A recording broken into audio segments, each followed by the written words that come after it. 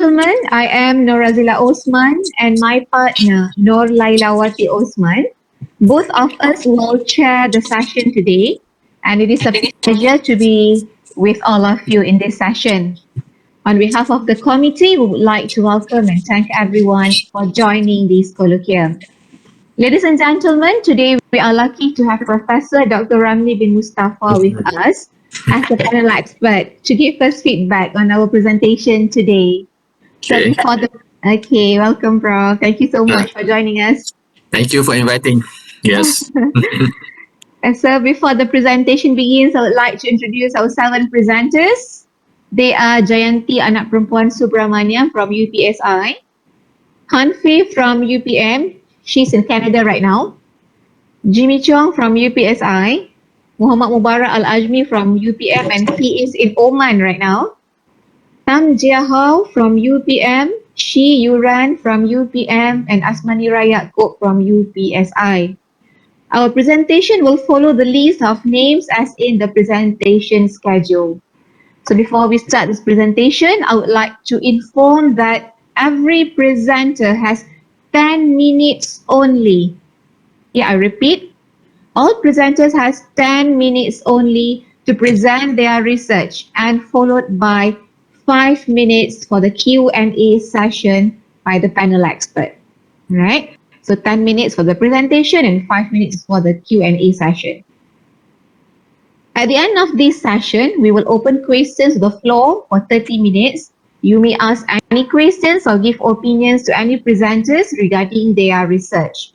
Right, so without further ado, I would like to call upon Jayanti Anak Perempuan Subramaniam to present her research paper entitled Barriers to Critical Thinking, Primary School Teachers' Perception and Potential Solution. With all respect, welcome, Jayanti.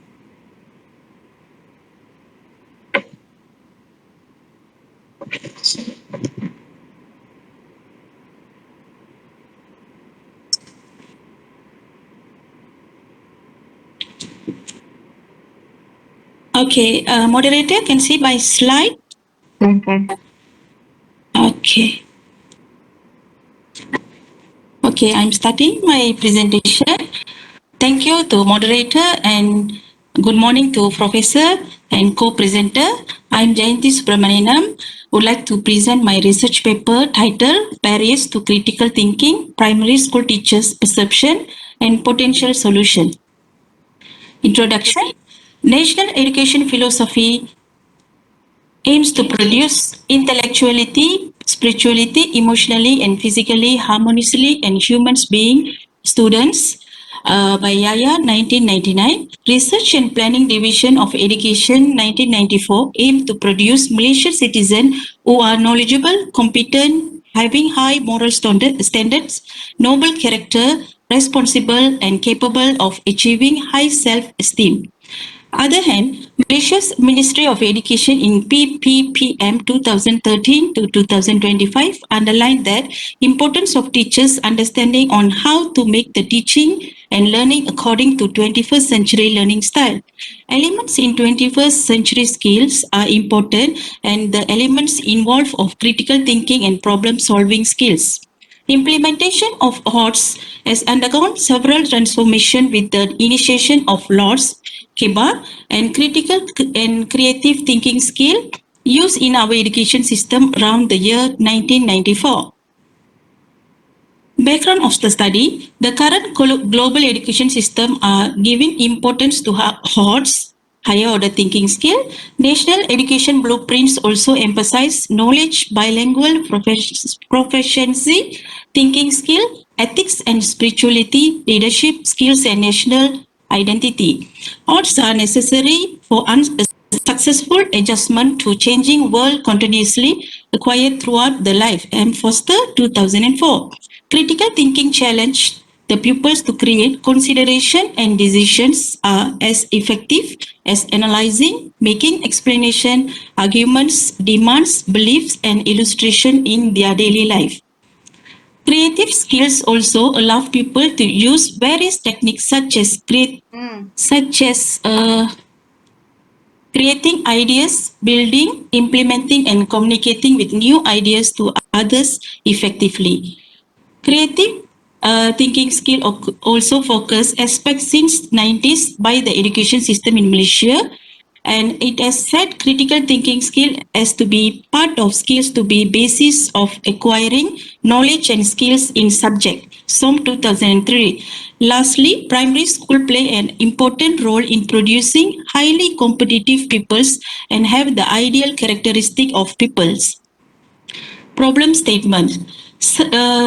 Survey by the Ministry of Human Resources and Ministry of Higher Education Malaysia underlined that unemployment problem in this country increased because of lack of communication skill, especially involving critical thinking skill and particularly in problem solving reasoning. Studies on emphasizing generous skills as critical thinking and problem solving among Australian university studies also shows that these skills are not only focused on Malaysia educational system but also in overseas education institution. Effect of unsuccessful critical thinking skill integration also reflect in our student achievement in UPSA. In primary school level, Malaysian student achievement in TIMSS and PISA 2018 also shows that our students are still below the international average compared to other Asian countries. Abdul Halim in 2019 stated that PT3 students having problem with solving mathematical problem question, and these students are having low competency in HOTS question, and it should be improved.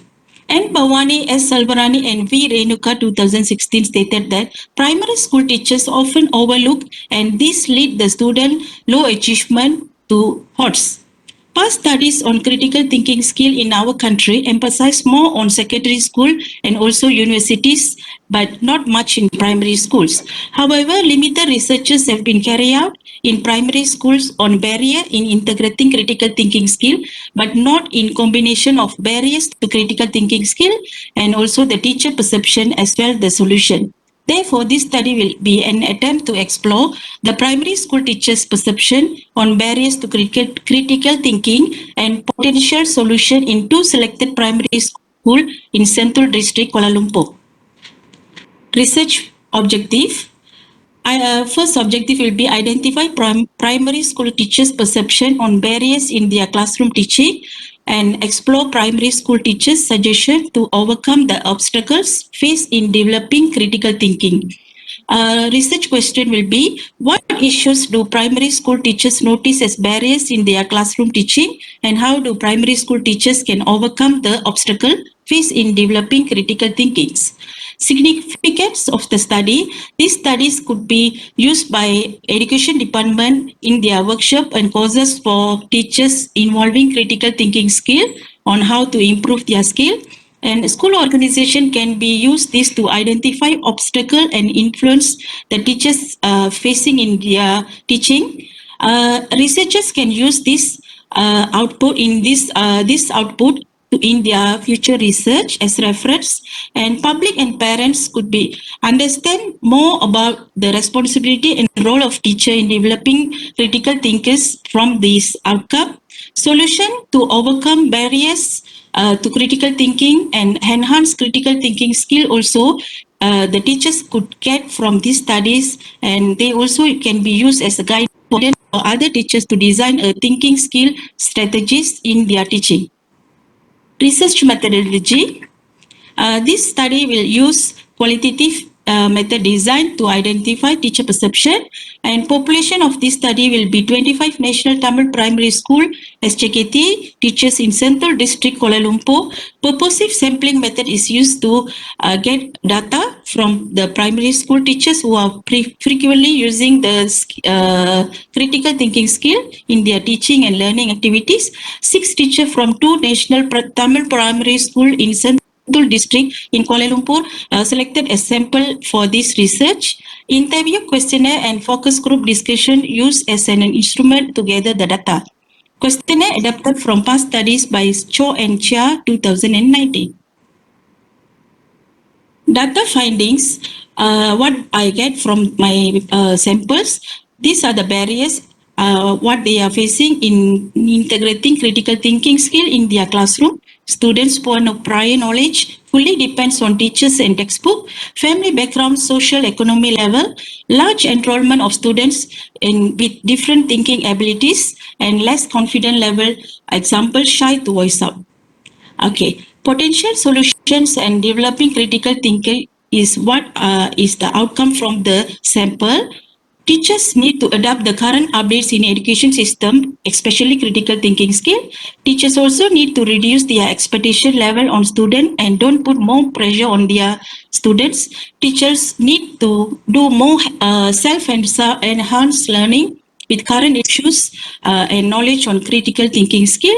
Teachers also need to get ready to make the changes in their teaching activities, which stimulate student thinking skill. Lastly, teachers need to give chance to students to think out of the box and solve problem critically. Limitation of the study is will be the population is just only from one district school, and ERA's conditional permission classroom observation, limited sample size and demographic, current COVID-19 pandemic unexpected situation. Recommendation from these studies will be more credibility will be get if these studies will be combined with quantitative research as mixed mode, especially using survey statistical analysis, which could give more accurate result. And future research also can concentrate on various participant demographic, like both male and female participant from different district and different type of schools such as SK and SJKC. Larger and more various population primary and secondary school teachers also could be added as a samples, and observation checklist which I couldn't get include in my study can be an instrument for future researchers to get the genuine findings by observing directly of how the teachers integrate the critical thinking skills. Jayanti, 1 minute more, yeah? Okay. Conclusion, primary school teachers have more potential solution to overcome barriers in integrating critical thinking skill. They also keep motivating themselves by enhancing the knowledge to give betterment for their student. Primary school teachers are able to cultivate their student even though online classes in this COVID-19 pandemic, and primary school teachers also willing to grab and utilize the opportunities to upgrade their self. Thank you. Okay, thank you, Jayanti, for the presentation just now. Now, I would like to invite Professor Dr. Ramli Mustafa to give comments. Okay. Okay. Thank you very much, Jayanti. Yes, doctor. Can you hear my voice? Yeah. Yes, clearly. Good morning, everybody. Yeah, Jimmy is here also. Jimmy Chong, my student. Good morning. Azila, Azila your number? Yeah, The moderator, Azila. Yeah, Azila. So I'm not sure whether this is a complete study or just a proposal.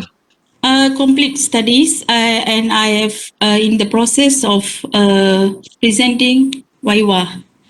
So where is your data? There is no data. God, doctor, because of the 10 minutes, I couldn't insert all the slides. It's already Yeah, compact. because I'm interested in the data because without empirical data, it's like your what you say is like a literature review. So I want to differentiate between literature review and your data. What is the difference between literature review and your data? If not, it seems like a literature review. Okay. So okay, next time you just present, and then your conceptual framework also not there. So I'm not sure what is the variable that you and what theory that you use for your variables that you. And So the four elders critical thinking framework, doctor. yeah, but there's a framework. I want an element. What is the element inside? Okay, so that will be. So barriers is a qualitative research, right? Yes, doctor. So what is the okay, before that, I'm going to talk about the introduction and background. So introduction, I'm not sure whether you have covered about the what are the international agenda on critical thinking. Yeah? So if in the Bible I say, okay, say which agenda in international UNESCO agenda or goals that focus on critical thinking, which one? So these are leaking Bible question. So you need to really understand what is the international agenda on critical thinking or the HOTS, so that it will bring down to Malaysia, because Malaysia doesn't happen in vacuum. Kita tak terus kita ada HOTS kan, kita mesti tengok dulu apa dunia punya agenda mengenai HOTS ni dan apa evolusi dia kan. Dia bukan tiba-tiba datang HOTS kan, apa evolusi dia. Sebelum ni ada cognitive theory, ada constructivism theory, macam mana benda-benda teori ni datang kepada HOTS ya. Tadi you ada 21st century skill tu, itu there's one of the agenda lah ya. You should focus.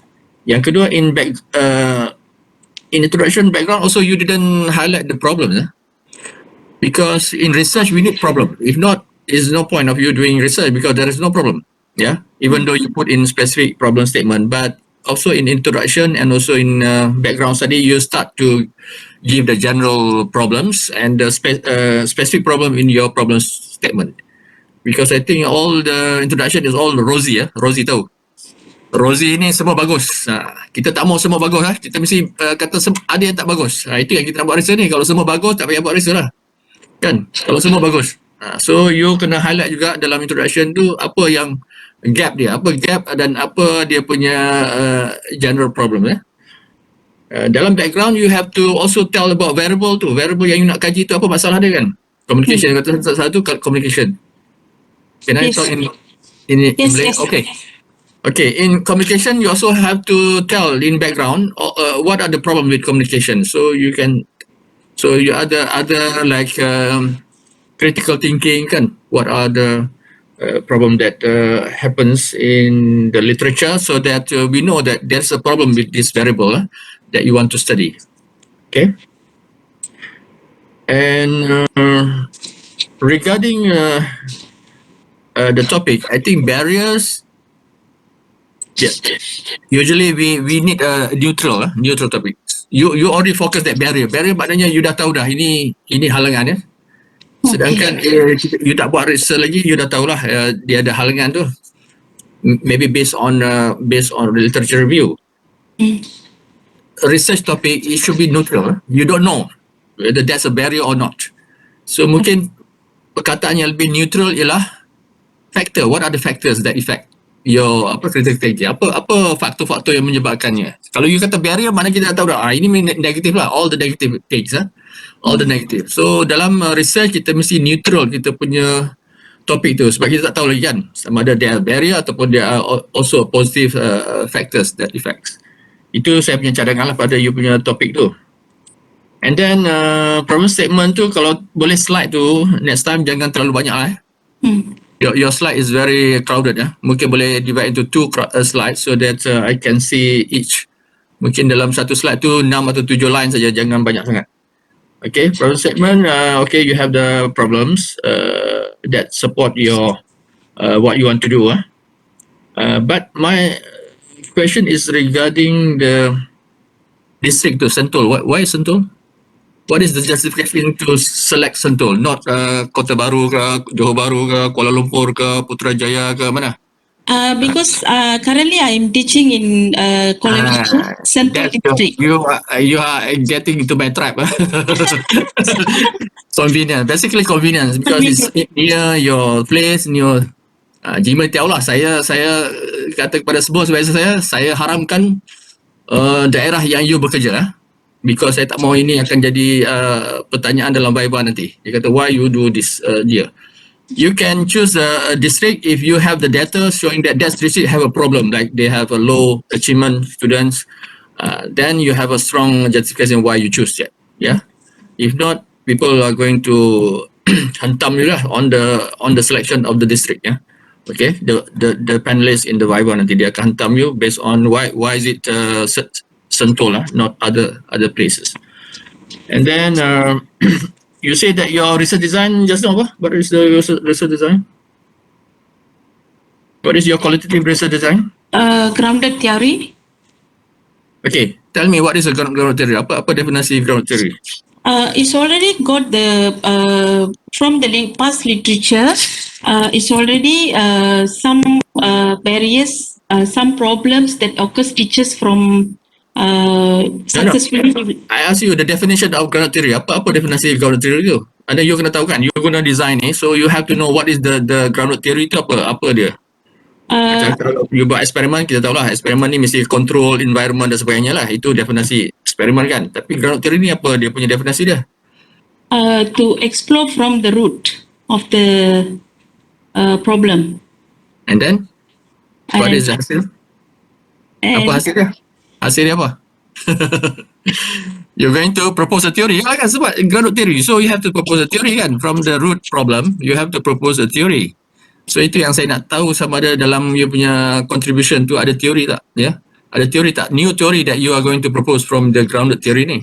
no, Kalau tidak, kalau tidak macam mana you guna grounded theory kalau tidak ada teori yang you hasilkan? Ya, itu saya punya itulah soalan awal sebelum you bye-bye.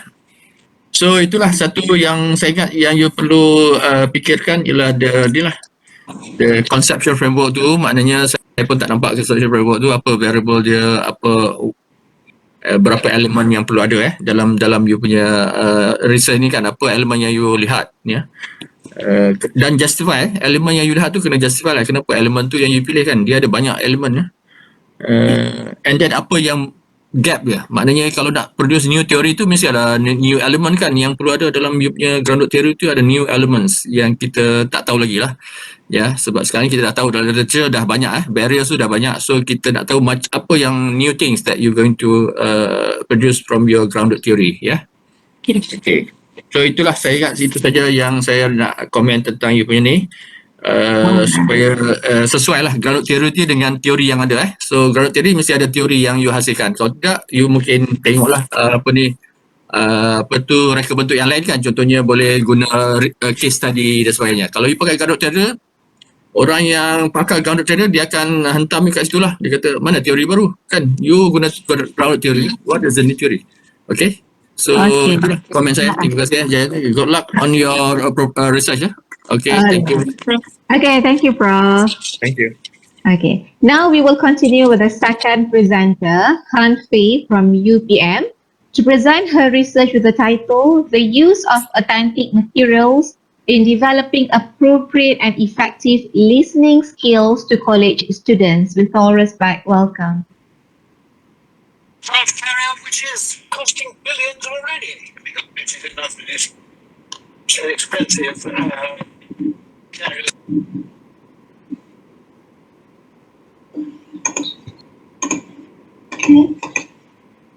So can you hear me?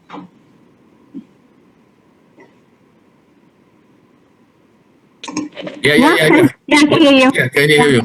Yeah. Okay, I think the line maybe though.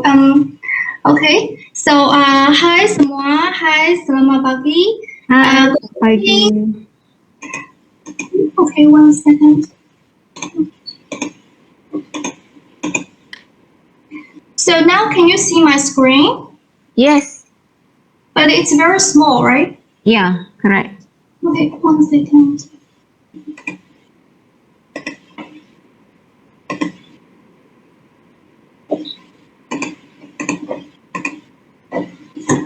Okay, good morning everyone. Actually, good afternoon because at my time, now I'm in Canada, so literally 16 hours later than Malay time.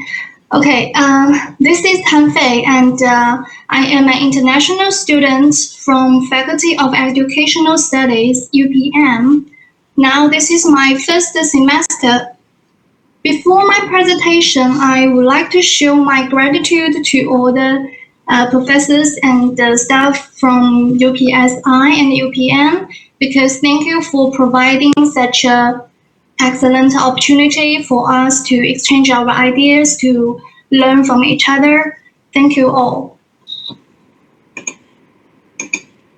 So my topic of the presentation is the use of authentic materials in developing appropriate and effective listening skills to college EFL students.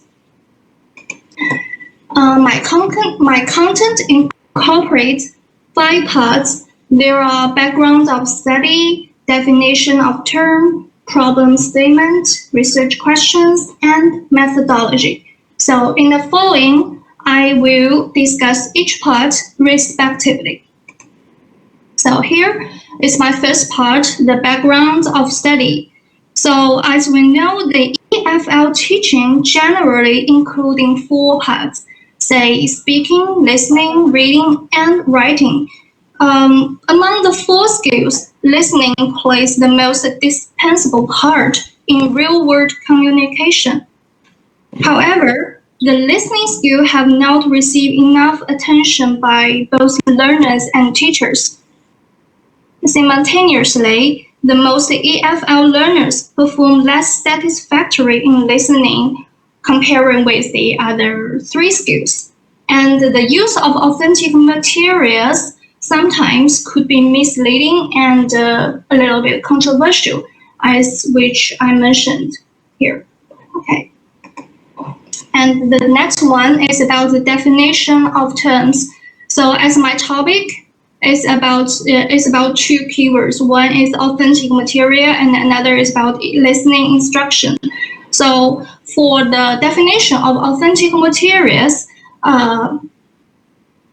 the definition varies from person to person. So now, according to people, the authentic materials mainly refer to the material that can provide with some practical purpose in the language communication. And the listening is about to interpreting, to receiving, and to analyzing the information from the speaker and to express your meaning correspondingly. So for authentic materials, it incorporates a lot of stuff such as the videos, movies, for example, like TED Talk, like some cartoon movies and songs and poems, as well as the computer games. So for the videos and the movies, I think from my perspective, they are the very ideal way to improve the listening skills because it can stimulate the listeners' motivation as well as put them in the picture because they have the very vivid pictures and the learners can learn from the movies through their talking, also the culture in it. So for the songs and the poems, they are also a very ideal way for English learners to improve their listening skills since songs and poems are with good rhyme. The rhyme can help the learners to practice their listening and practice the speaking skills. So for computer games, I think this one is a bit controversial because someone think the games maybe distract the learner's attention from study. From my perspective, computer games are a good way to draw the learner's interest and improve their listening skills as well, as long as you be guided in the right way, in the appropriate way. Okay. So the problem statements. So just as I mentioned, so because now in many English classes, the instructors, the teachers focus more on the result rather than the process of listening. And more students and teachers, they pay little or pay limited time in listening, learning, comparing with reading, with speaking, and writing. And for the authentic materials, sometimes because they incorporate some misleading and controversial cultural content. So in this way, maybe they will have some negative effect on EFL learners. So based on the slides before now, in my paper, I would like to explore the types of authentic materials which can be used in listening instruction. Also, to explore the effectiveness of the authentic material and to explore how to combine the culture instruction along with English listening instruction. Last but not least, the pros and cons for using authentic materials. So my research question, as you see, is also this 4 question. I want to explore like the young roles of the authentic materials and how effective the authentic material could be.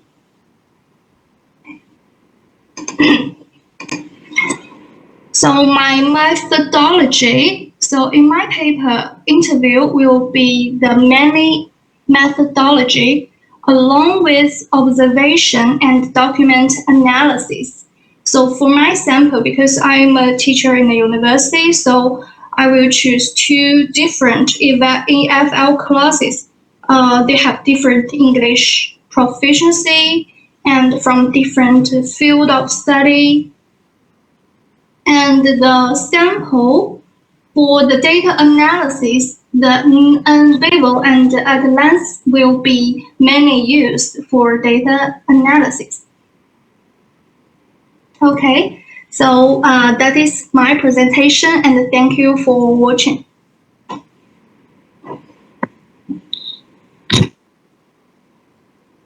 All right, thank you, Han Fei.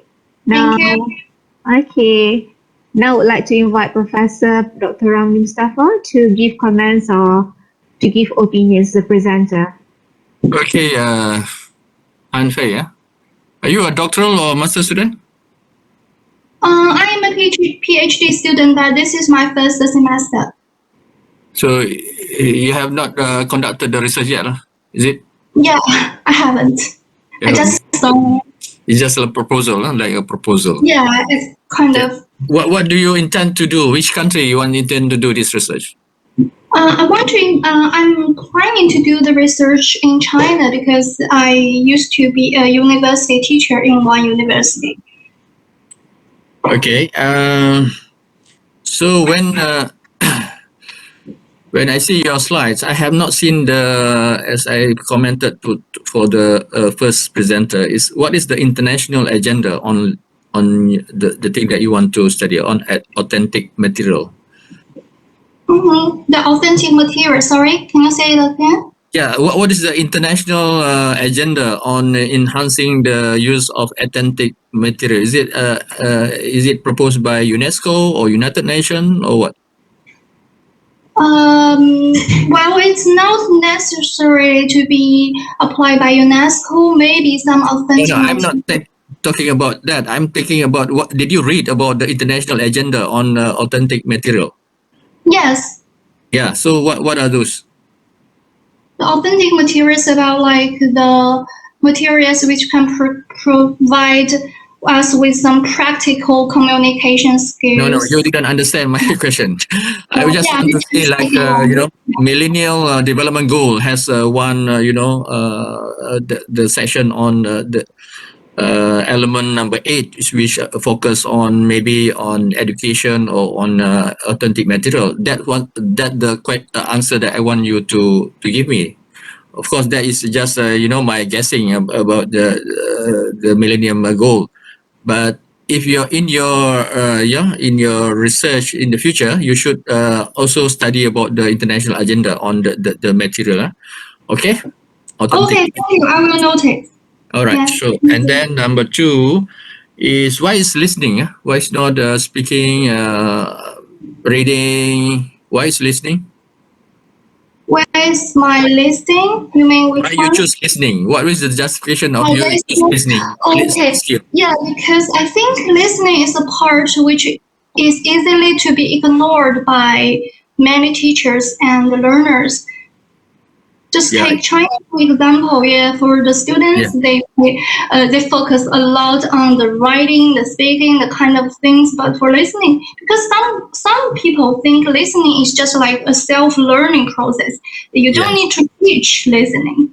But you need to have a discussion from the literature. The literature will support that listening may be one of critical elements in more research on reading, but less research on listening. You have to give a very academic justification. All right. Right. What is your research design? I didn't see your research design. My research design, yes. Still, I'm still working on it. If you can give me any advice, I'm much appreciated. Because you need to choose if this is this in which paradigm, qualitative or quantitative paradigm. Then from there you can choose the research design. Because what you have give me interview, observation, document analysis is all these instrument. It's not research design. All Okay, right. so you have Okay. to do that. And finally, I will ask you about the culture. Why is the culture important? Culture, because I think language and culture are two inseparable things. So when you're learning a new language, it's about how you want to get to know the culture. And if you come to a totally different country, and you learn the targeted language, and you have to fit into the Yes, culture as well. that is your opinion. Your That opinion. is my You need to have literally. a justification from the literature, and also you need to have a problem. Why culture is a problem in this study? So you need to really spell out. Okay. Thank you very much Okay, for thank your you. yes. Thank Thank you. you, Professor.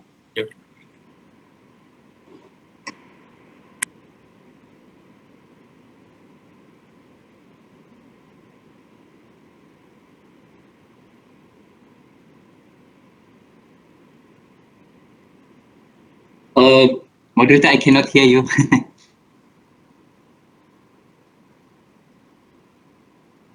Sorry, forgot to unmute myself. Okay. All right. Thank you, Prof, for the sharing. Now we will continue with the third presenter, Jimmy Chong from UPSI, to present his research entitled Instrument Validation based on the 6 aspects of Masick Validity Framework using the Rush model. With our respect, welcome.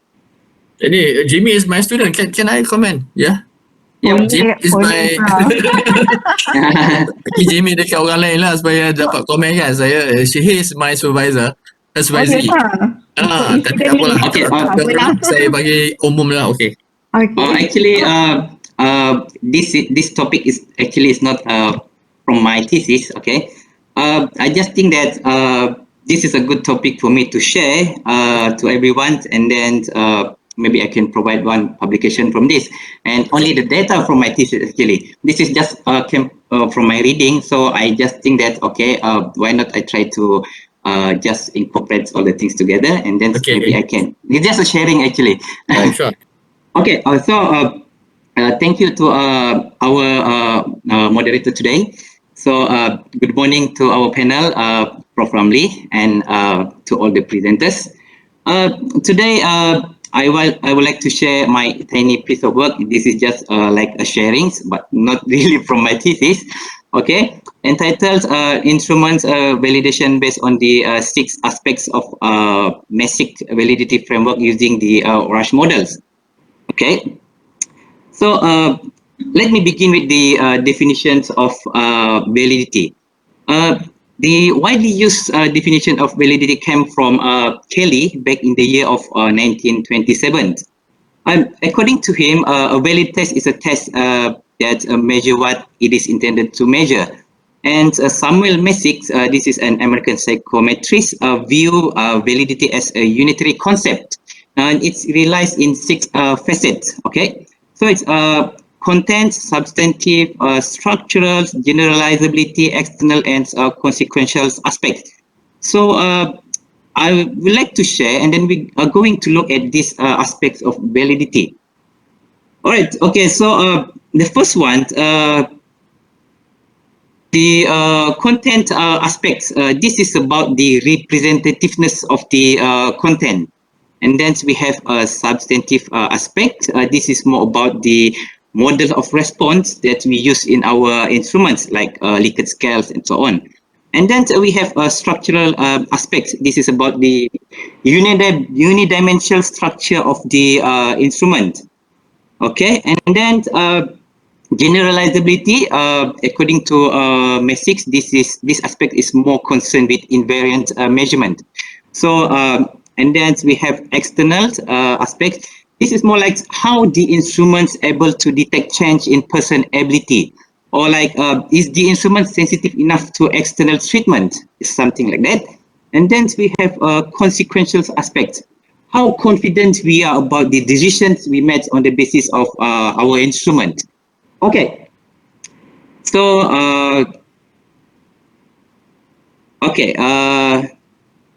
the Rush models. Okay, we are going to validate all these aspects by using the Rush model. So basically, Rush models is probabilistic models that are widely used to measure latent traits like attitude or ability in human science. Okay, so our objective today is twofold.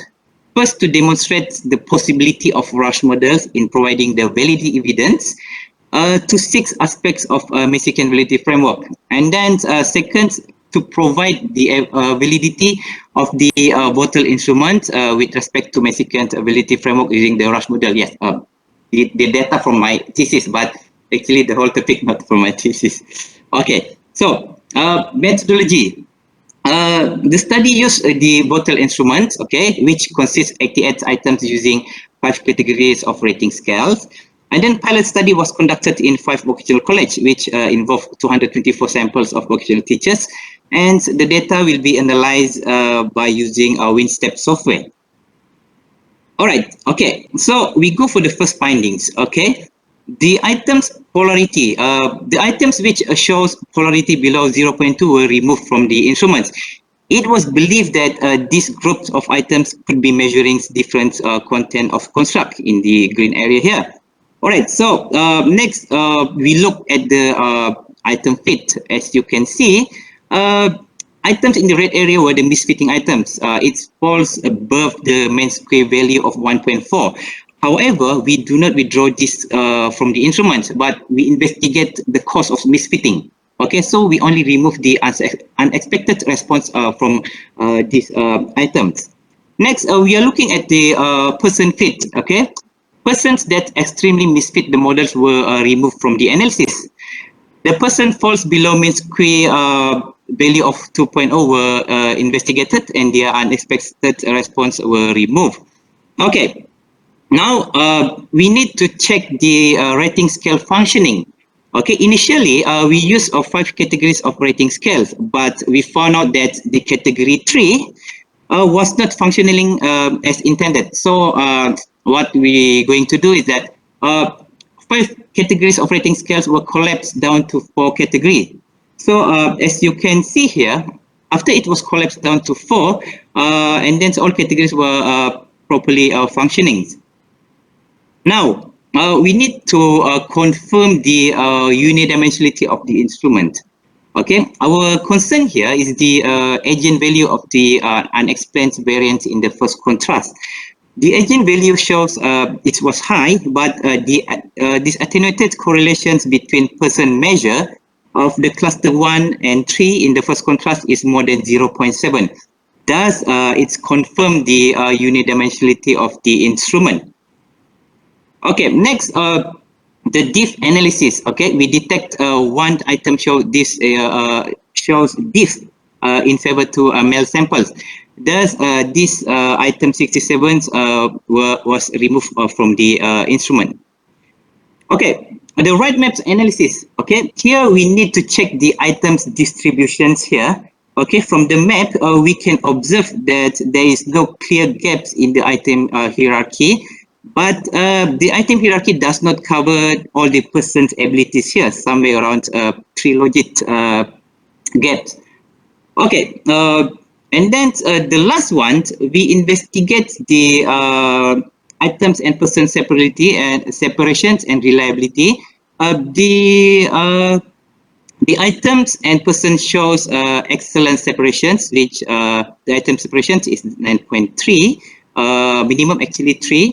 And then we have person 5.03, minimum is 2.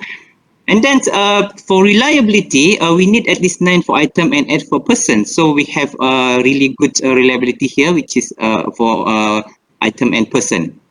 All right, so for the discussions, we look at every aspect of basic validity framework and we compare with our findings. For content aspects, our result shows excellent item polarity. Yes, after removing the bad items. And then, of course, our result also shows excellent item fit and item separation. But the right maps analysis was not so good. For substantive aspects, our rating scale functioning was excellent. Okay. Yes, of course, it was collapsed down to 4 categories. And person fit was not so excellent. Okay. Yes, this is normal. Okay. Because we cannot really get a group of person with perfect fit. It is impossible.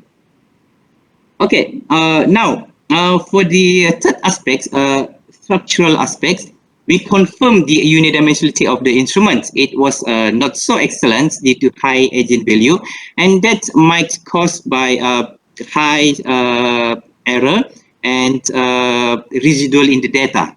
Okay, so the fourth Excuse me, aspect. you have 1 minute more, yeah? What? You have 1 minute Give more, me yeah? 1.5 minutes. Okay, the fourth aspect, generalizability aspects which we concern with the invariance measurement. Okay, after removing one item, our results show that no diff detected in the remaining items. Percent reliability also shows high reliability. Okay, the fifth aspect, the external aspects, the person separation was excellent. Okay, it was shows that the instrument can detect change in person ability, but the right map shows the instrument lack of difficult items. Thus, the instrument unable to detect the change in person with high ability means that we need more difficult items. However, since the vocal instrument is not constructed for the purpose of detecting change after the treatment, so this lack of flow effect does not really pose a problem. Okay, and then the last aspects, consequential aspects, we have 72 final items for the instruments, and all items shows good fits to models. Thus, these items are productive for measurements. On the other hand, okay, no item with diff found in the instruments also shows that we are confident that the items are fair and not biased to any subgroups in the population. And again, the right maps, okay, from the analysis, even though the instrument lack of difficult items, but the instrument's able to estimate confidently the ability of at least 82% of samples with low error. Okay, so we can be confident with the decisions that we made result from the use of this instrument. All right, so in conclusion, what I'm sharing here shows that Rush models can effectively be used to provide evidence in supporting validity arguments based on Messick's validity framework. And yes, the vocal instruments that I'm using here display acceptable validity evidence based on the 6 aspects of validity framework. So, okay, that's all my sharing today. Thank you very much. All right, thank you, Jimmy. Now, please, Prof, you want to say anything? Yeah, Jimmy. I think 90% of those audience don't understand what you're talking about. Because you didn't show us the item, yeah. Because we not need Yeah. to see the item because you are the one who developed, so you know the item. But we as an audience, we don't know the items. So all the numbers that you present seem that is fit the model, yeah. Rush model that the item is fitting. Yes, some of them But, fit, yeah. some of them not so fit. Yeah. But you throw away that those not fit, yeah. Yep. Okay. But I think you have to justify. Here, your presentation must be justify. Meaning that why you the first place you use rush model? Why not IRT? Item response theory kan. Kita ada dua paradigm. Satu yang traditional, more traditional type of psychometric. Then we have a rush model. So you have to justify why you choose the rush model instead of IRT theory kan. So that's one thing. Number two, why you use what is the purpose of the instrument for the KV? Yeah, is it for teachers? KV teachers, huh? Yep. Vocational college teachers. Why is it important to have this instrument? Yeah, maybe you have to explain to the audience why this is important. And number three, you have also have to give the problem statement. What happened? What is the gap? What is lacking in the instrument for the KV teachers? why this instrument is important for them to have, and then we have to measure what are the dimension that you need to measure from them. If they have got a high, high marks in this, or high grades for this instrument, when they answer it with what it indicates. Is it indicates that that person is a good lecturer, or is it indicate that he has knowledge about assessment? So you have to really give it to the audience. And finally, I think you have to really show us the item so that we know what you are measuring, okay, in the future. Okay, Jimmy, thank you. That's all my comments. Thank you very much. All right, thank you. Hope you can publish this. Yes, Prof, for sure. Okay, Prof. Thank you so much. So now my colleague will continue. Next, we will continue with, Prof. Ayla Manja, continue. Okay. Next, we will continue with the fourth presenter, Muhammad Mubarak Al-Lajmi from UPM, to present his research paper with the title Feasibility Study for Developing a Computerized Adaptive Test for Cognitive Abilities Measurement for Omani students based on the response theory. Without further ado, welcome.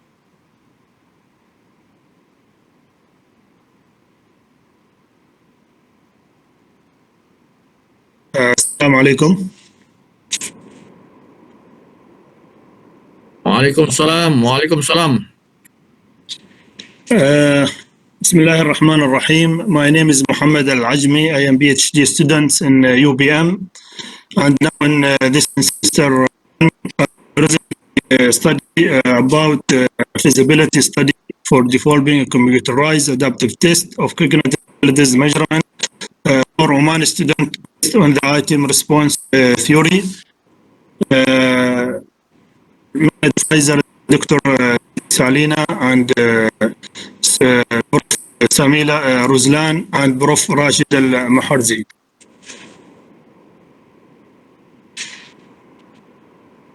When I start, what is computerized test is that?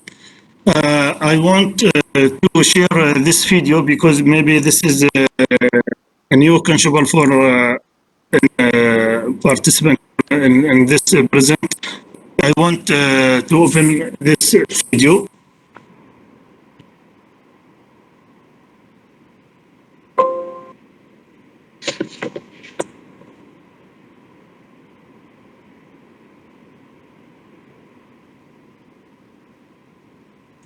Computer adaptive testing, also known as CAT, provides a more personalized test for students.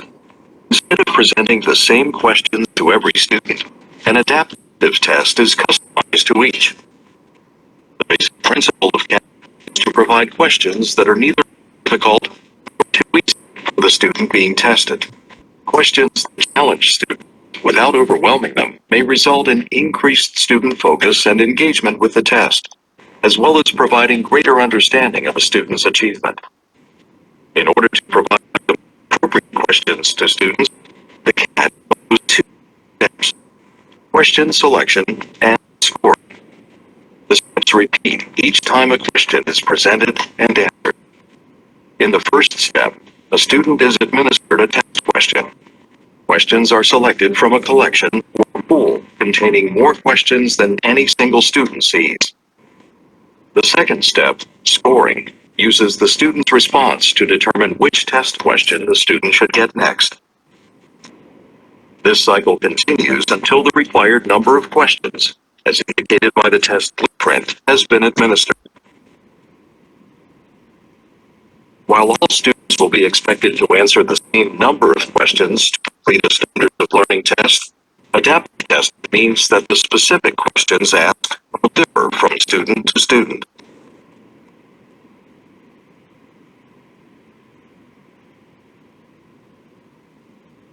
Now I share my presentation again.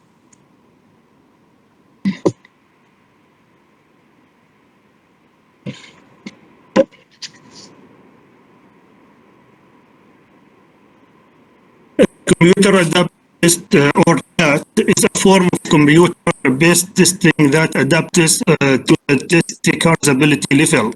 It is also known as a tailored test, are based on the item response theory model. This is, you can see here the outline of my study. Now, maybe some people ask me why bother with all this complexity. I answer this question with finding of using computerized. This may be why are using this IRT and using this computerized adaptive test. It is more point to advantage of using computer adaptive test compared with traditional testing. I will explain 3 points maybe. Composition of test. Each examiner takes a test in a traditional test. In adaptive test, each examiner takes a different test. The difficulty of test target at the average ability examine, but an adaptive test target each examiner separately for every students. Test time is fixed moment at which all examine are tested. But in adaptive test, any moment appropriate to the examiner. And there are more advantages using CAT. Now, components of the CAT. There are 5 components of the Excuse CAT. me, Mubarak. First, Excuse me, Mubarak. yes. It seems that your line is not that good. Can you off your video? Just off your video. Okay. You just speak without video. It's okay. Good.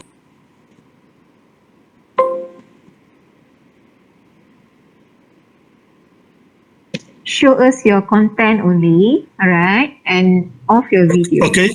Okay. Yeah, better. Now, okay.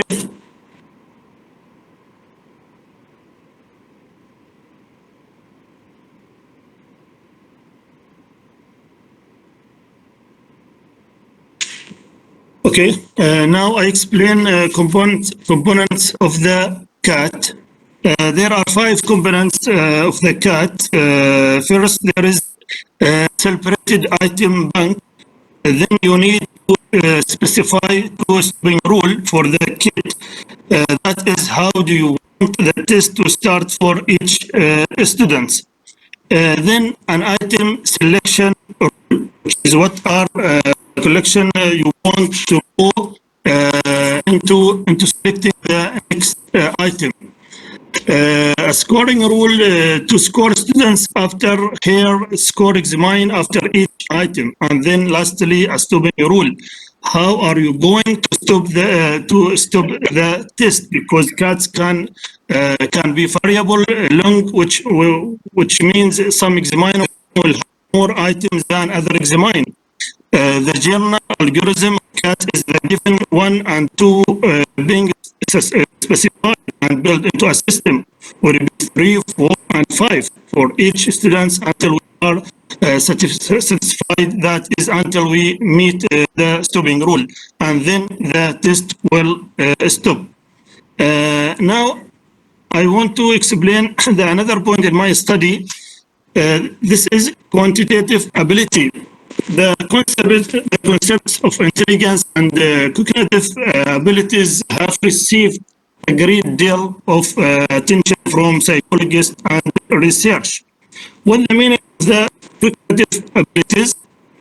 It refers a set of potential and cognitive skills that individuals have, which enable them to interpret the relationship between objects and action and assess different situations. The measurement of the cognitive abilities in the light of the psychometric perspective is based on evaluating individual performance in a specific job situation. In light of this, the difference in result is expected whenever the criteria and for the method of measurement it change. In this study, I using the Gulf Multi-Mental Abilities Skills is known as GMAS. This for students grade 5 and 6. This is the details about this measurement of this scale. We know that scale consists of 90 questions, which is considered with early age stakes. It's for grade 5 and 6. This is the case for most psychologists, the major students who cognitive abilities. Hence, to search. Mr. Mubarak, 1 minute more. Hello, Mr. Mubarak. 1 minute more. I need more time because I opened the video to know everyone what the meaning of the cat. I need more time. Okay. Cognitive abilities research have traditionally been kept between two competing goals. On the one hand, they want to use a score from a cognitive abilities measurement instrument that is reliable and can measure all examined with great precision. On the other hand, they want to have short measurement instrument that is practical to administer to many participants in a short period. What the solve about this? The solve is dependent on the item response theory using this application's computerized adaptive test. The theoretical framework for this study from item response theory to use the CAT, and for this scale is Thurston theory. Now, in this slide, I put research questions and objectives and methodology. I have three questions in this study. One of this, what is the possibility of celebration the test item of the Gulf multi-mental ability skills using the item response theory? Using the research objective. This method, quantitative method, I used 535 students, male and female, grade 5 and 6. The source of this study is, I use the data from the Arab states of the Gulf 2011. To answer this question, I use exploratory factor analysis and confirmatory factor analysis and in chi-square, and by using some software such as SPSS and OMAS or Literal to answer the two confirmatory factor analysis. This is research question 2. What are the validity of the test items in the item bank of computerized adaptive test procedure and requirements? Same symbol and data and method, but the data is different because I know I want to know the difficult and discrimination and guessing. And I use about that multi-log software because I use this 3 model in IRT, not one model. If you are using one model such as Rush, I can maybe use one step, but this is using for 3 model, and I use multi-log software. Last question, what is the effectiveness of computerized adaptive test through a simulation process that relies on actual data? That is the main focus in my study. I'm using samples 5,000 will be extracted. I'm using to the simulation study, some the Monte Carlo study, and you see I'm using some criteria to know is this effective or no. I know I don't have more time. I'm using Norham program and CAT-R software to answer about all this question. In conclusion, this is I use computerized adaptive test with the measurement cognitive abilities GMAS put together to default CAD GMAS, and after that I want to test this is effectively to using or not, and I using maybe someone how to know this is effectively or not. I using the test link now is 90 items. We're using computerized data. How many items, how many question, items the same question, how many questions using, and using the standard error. I know the effectiveness of my of the CAD GMAS. Thank you for listening. Okay, thank you, Mubarak. Now I would like to invite Prof. Ramli to ask or comments to the presenter. Okay. Assalamualaikum ya Mubarak. وعليكم السلام كيف بروف. حالك أنت؟ الحمد لله الحمد لله. Okay, all right. Thank you for your presentation. But you know, as in PhD level, usually we need a new Yes. new contribution, new theory, new product, new something new.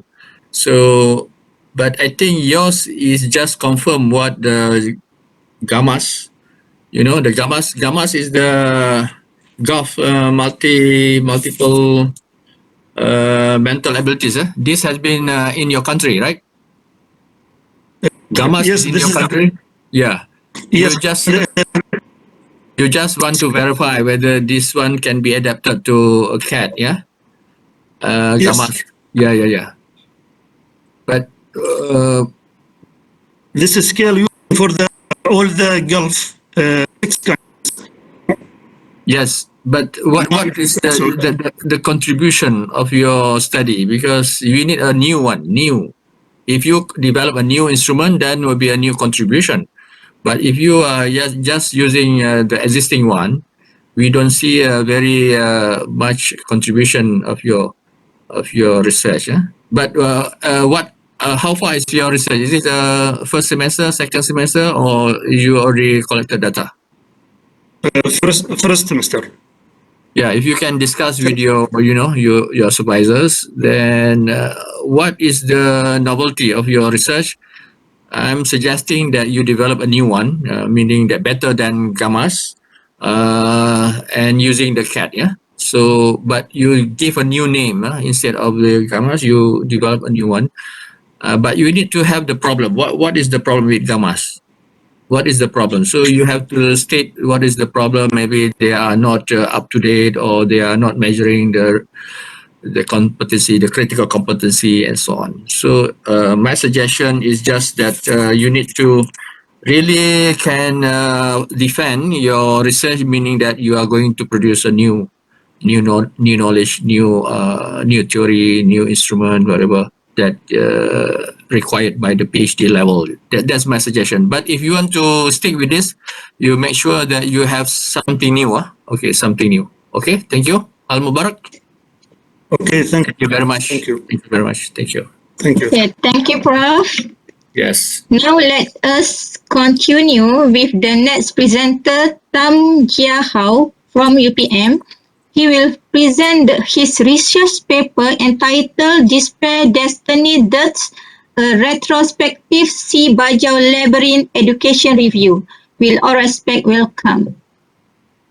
A very good morning to Prof. Dr. Ramli, Yep. to all the moderators, participants, and also presenters for joining us today.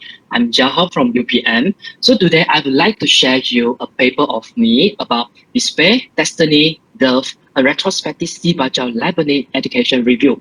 Actually, this project is sponsored by the Department of Higher Education, Ministry of Education. So I believe all of you will miss traveling, right? So now I'd like to bring you all to go to Sempona together. Let's go to Sempona. Are you guys ready? Let's go to Sempona now together. Wow. So Semporna actually become a very famous and popular place is because of the Georgia's beach and the world famous diving spot. There is no denying that the Sea Baja communities actually make the place more attractive with their unique lifestyle.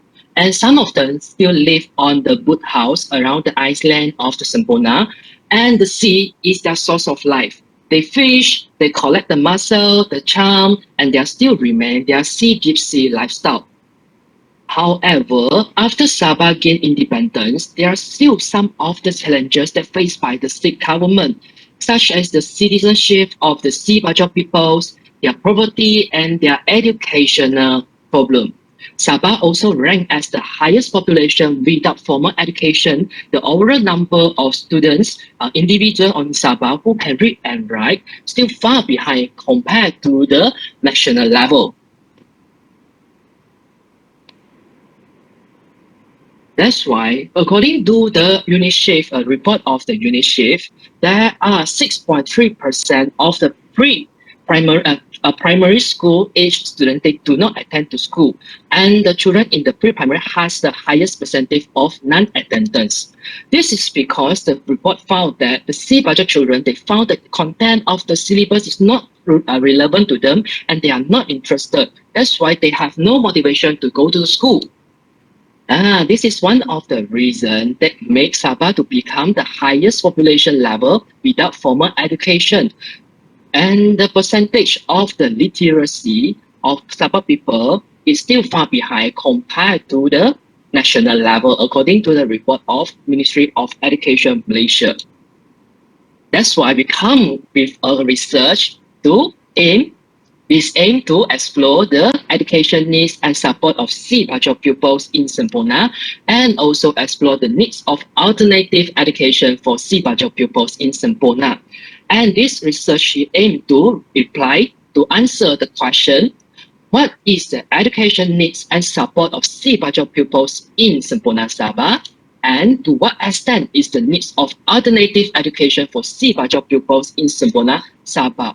Why this research is very important? Because it can help us to explore the education needs and support of Sea Baja pupils and help them in decreasing the dropout rate of Sea Baja pupils in the district of Semporna, enhance the teaching and learning process, and also explore the needs of developing an alternative education that can help to enhance the skills and knowledge of Sea Baja pupils.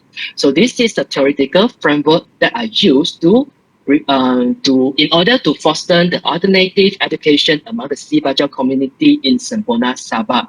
So the theory that I use is Vygotsky cultural theory, and John Dewey learning by doing theory, supported by the taxonomy of cognitive domain, affective domain, and also psychomotor domain. And the research method that I use for this analysis is document analysis. So I review the high impact journals and also some of the reports from UNESCO, UNICEF, and also the Malaysian Education Blueprint, and some of the data from the education district from Semporna. So here we go with the finding.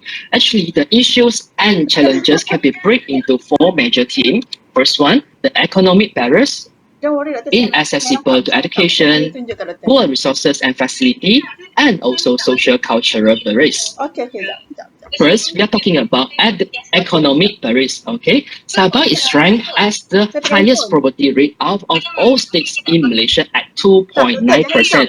And the reason, okay, we are not surprised that majority of the students, okay, they drop out from school come from rural area. There are 41.2% of the family. They said that financial issue is the top reason for them not sending their school and not sending their children to school, because when the family are in the poverty, actually they need to assist their parents to take care of their siblings, or even they need to work to get the extra money for the family.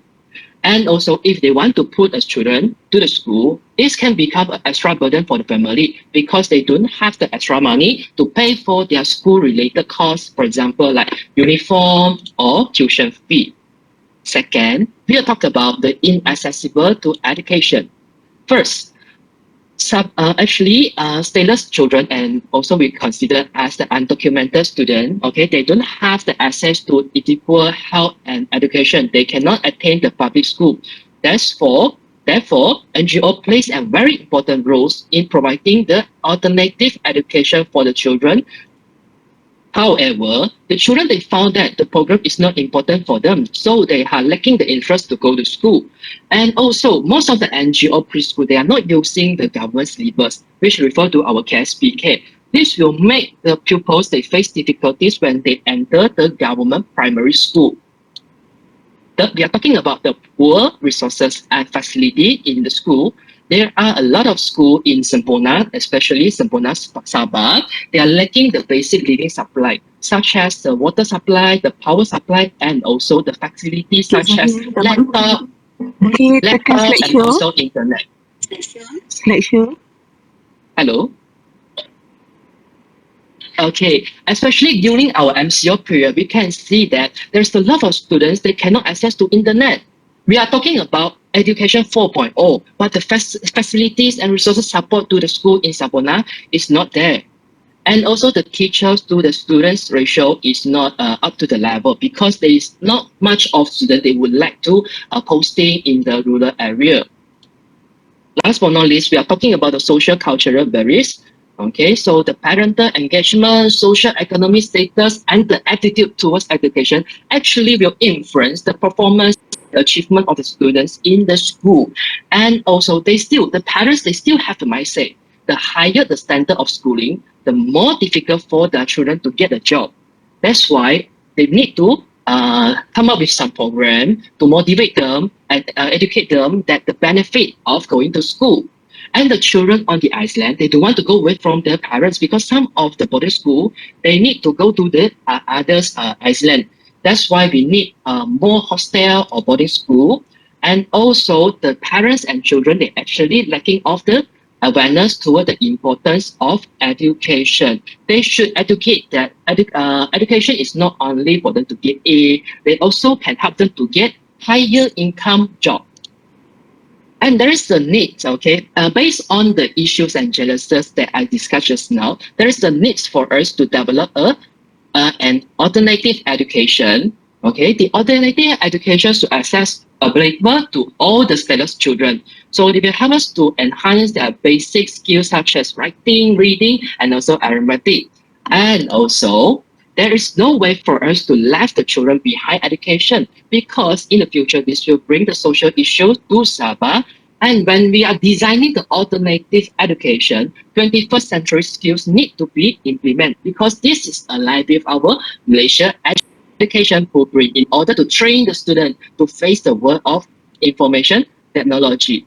There are previous research done on the alternative education. Some of the research, such as Cham and also Regan, they believe that actually alternative education can help a lot in develop and also come with the positive influence towards the attitude, the skills, the behavior, and the lifestyle of the community, of the Si Bajau community. However, some of the current alternative education, they are lacking of monitoring and also evaluation. That's why we need to come up with a comprehensive conceptual alternative education towards Si Bajau pupils in order to cater their special needs, their special education needs. And the quality of the teachings and learning activities for Si Bajau pupils should be enhanced, especially for their fundamental skills such as reading, writing, and mathematics, and also the module should be able to help to increase their income in the future. That's why some of the topics that we can implement in the syllabus, for example, some of the TVET or some of the STEM topics should be implemented inside the module so that they can learn and they can, this module can help to increase their income. And there is no child should be left behind. Undocumented students, they should be considered into our national curriculum and provide education for all. This is aligned with our international philosophy, educational for all. And the schools, they should give their full support to the formation of a caring and equitable society. Last but not least, there is more awareness campaign need to be conducted in order to let the parents understand the importance of education to their to their family and their children. That's all is my presentation. Thank you for your time. Thank you very much.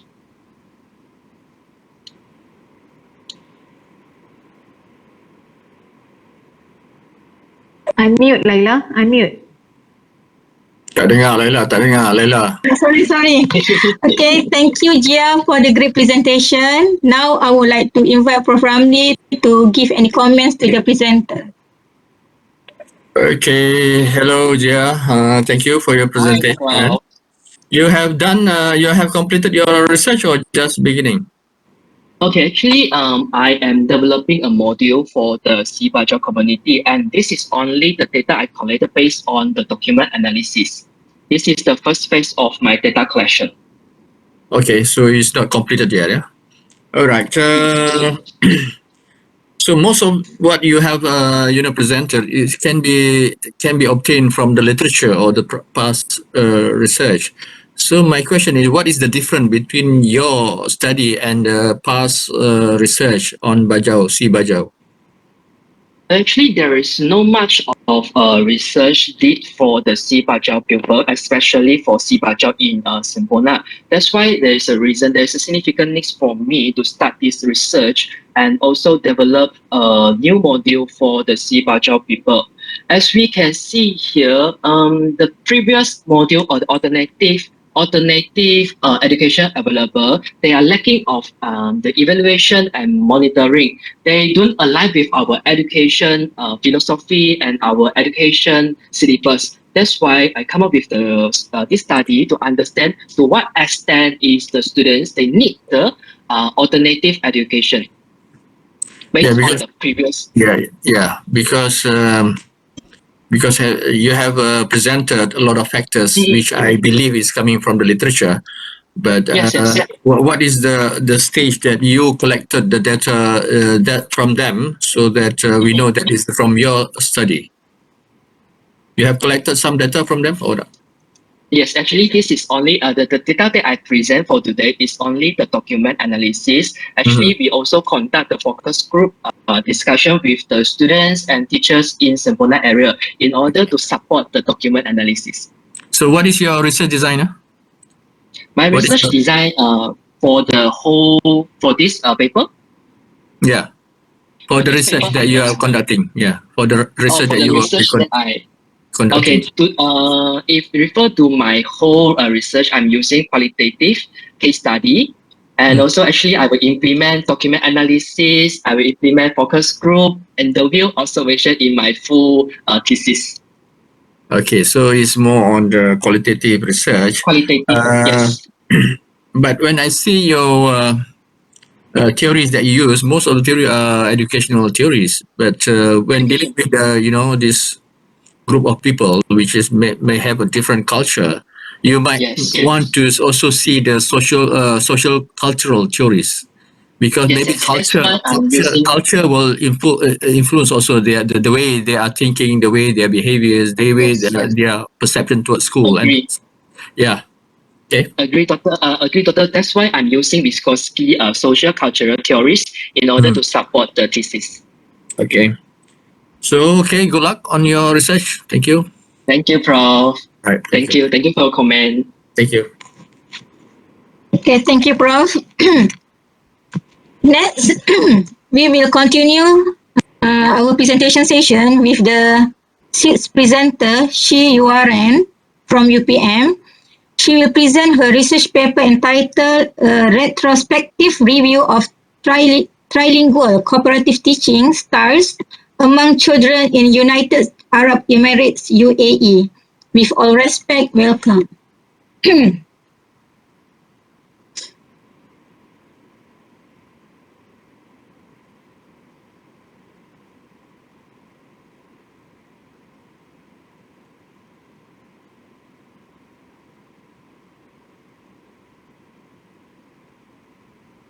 Oh, sorry.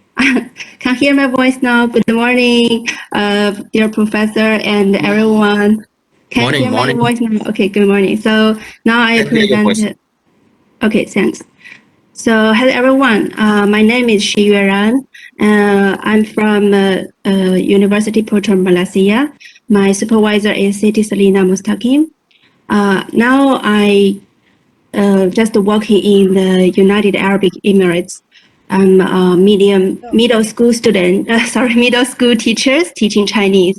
Before the last 1.5 year ago, I am a kindergarten teacher. So here's my title. I want to share to you. This one is a retrospective review of the trilingual cooperative teaching style among children in the United Arab Emirates. Maybe. Okay, so here's my context. I will just separate these parts to tell this my study. First one is introduction, background, problem statement, purpose of study, research objective, question, and research signification, limitation. And next one is definition of term, literature review, research methodology, and references.